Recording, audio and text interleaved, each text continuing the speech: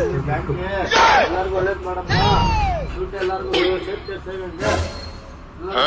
ದುಡ್ಡು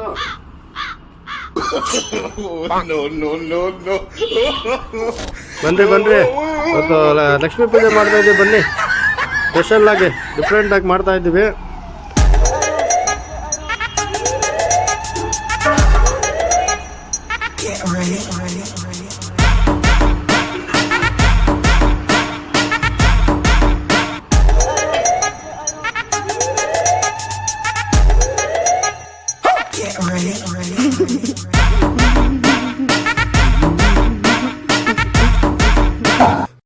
ಏನ್ ಮಕ್ಕಳು ಬ್ಯಾಂಕ್ ಪೂಜೆ ಮಾಡ್ತಾ ಇದೀಯಾ? ಎಲ್ಲ ಲಕ್ಷ್ಮೀ ಪೂಜೆ ಮಾಡ್ತಾರೆ.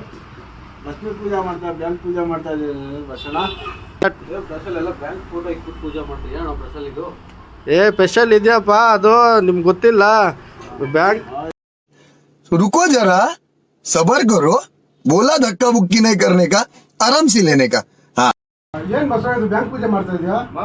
ಬ್ಯಾಂಕ್ ಪೂಜೆ ಏನಂದ್ರೆ ವರಮಹಾಲಕ್ಷ್ಮಿಗೆ ದೇವ್ರ ಪೂಜೆ ಮಾಡ್ತಾರೆ. ನಾನು ಈ ವರ್ಷ ಡಿಫ್ರೆಂಟ್ ಆಗಿ ಜನಗಳು ತಿಳಿಸ್ಬೇಕಂತ ಸೆಂಟ್ರಲ್ ಬ್ಯಾಂಕ್ ಗೌರ್ಮೆಂಟ್ ಫೋಟೋ ಇಕ್ಕಿದ್ದೀನಿ. ಯಾಕಂದ್ರೆ ದುಡ್ಡು ರೆಡಿ ಮಾಡೋದು ಸ್ಟೇಟ್ ಸೆಂಟ್ರಲ್ ಗೌರ್ಮೆಂಟ್ ಅವರೇ ದುಡ್ಡು ರೆಡಿ ಮಾಡೋದು, ಬ್ಯಾಂಕ್ ಅವರು ದೇವ್ರು ರೆಡಿ ಮಾಡಿಲ್ಲ ಇದುವರೆಗೂ. ಬ್ಯಾಂಕ್ ಫೋಟೋಗಳು ಏನಕ್ಕೆ ಆಗಿದೆ ಅಂದ್ರೆ ನಿಮ್ ಅಕೌಂಟ್ ಯಾವ್ಯಾವ ಬ್ಯಾಂಕ್ ಅಲ್ಲಿ ಇದೋ ಆ ಬ್ಯಾಂಕ್ ಫೋಟೋ ಇಟ್ಬಿಟ್ಟು ನಮ್ ದುಡ್ಡು ಸೇಫ್ಟಿ ಆಗಿರ್ಲಿ, ಚೆನ್ನಾಗಿ ಅಕೌಂಟ್ ಸೇರ್ಲಿ ಅಂತ ಪೂಜೆ ಮಾಡಿ. ನೆಕ್ಸ್ಟ್ ಟೈಮ್ ಇಲ್ಲ ATM ಯಾಕೆ ಇಟ್ಟಿದ್ದೀನಿ ಅಂದ್ರೆ ನಿಮ್ಗೆ ಅರ್ಜೆಂಟ್ ದುಡ್ಡು ಬೇಕಾದ್ರೆ ದೇವ್ರು ಬಂದು ಕೊಡಲ್ಲ. ATM ಹೋಗ್ಬೇಕು, ಕಾರ್ಡ್ ಹಾಕ್ಬೇಕು, ತೆಗಿಬೇಕು. ಸರಿನಾ? ಇದು ಮಿಷಿನ್ ದುಡ್ಡು ಎಣ್ಸೋದು ಕರೆಕ್ಟ್ ಆಗಿ ಲೆಕ್ಕ ಸಿಗುತ್ತೆ. ದುಡ್ಡು ಎಣ್ಸಕ್ಕೆ ಆ ಮಿಷಿನ್ ಇಕ್ಕಿರೋದು ಅಷ್ಟು. ನಾನು ಅದಕ್ಕೆ ದೇವ್ರನ್ನ ಪೂಜೆ ಮಾಡಿ ಅದ್ರ ಜೊತೆ ನಿಮ್ಮ ಅಕೌಂಟ್ ಇರೋ ಬ್ಯಾಂಕ್ ನ ದೇವ್ರ ಫೋಟೋ ಪಕ್ಕದಲ್ಲಿ ಇಕ್ಬಿಟ್ಟು ಪೂಜೆ ಮಾಡಿ ಬೇಡ್ಕೊಳ್ಳಿ. ರಿಯಲ್ ಇದೆ ದುಡ್ಡು ರೆಡಿ ಮಾಡೋದು ರಿಯಲ್ ಗೌರ್ಮೆಂಟ್ ಅವ್ರೆ. ದೇವ್ರು ಇದುವರೆಗೂ ದುಡ್ಡು ರೆಡಿ ಮಾಡಿಲ್ಲ, ಯಾರಿಗೂ ಕೊಟ್ಟಿಲ್ಲ.